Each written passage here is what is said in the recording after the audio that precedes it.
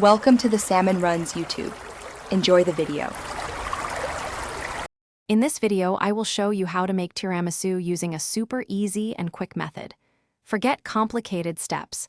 We're focusing on efficiency and deliciousness. You'll learn to gather your simple ingredients, prepare a delightful mascarpone cream, and assemble the layers in just a few minutes. The best part? This recipe delivers authentic Italian flavor without spending hours in the kitchen. Get ready to impress your friends and family with this delightful dessert in no time at all. For our quick tiramisu, you'll need just a few key items. Start with 8 ounces of creamy mascarpone cheese, which is the heart of our dessert.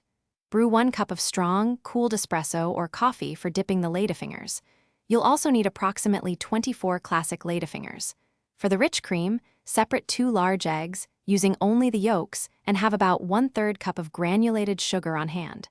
These simple ingredients come together beautifully. Now for the fun part, assembling our tiramisu layers. First, quickly dip each ladyfinger into the cooled espresso, ensuring it's moist but not soggy. Arrange a single, even layer of these dipped ladyfingers at the bottom of your chosen serving dish. Next, gently spread about half of your prepared mascarpone cream mixture evenly over the ladyfingers. Repeat this process, adding another layer of dipped ladyfingers and then the remaining cream. This creates a beautiful, balanced dessert. To finish your delicious tiramisu, generously dust the entire top surface with unsweetened cocoa powder. This adds a beautiful visual appeal and a lovely bitter contrast to the sweet cream. Once dusted, cover your dish tightly with plastic wrap to prevent any odors from the refrigerator affecting its flavor. Now, the most crucial step.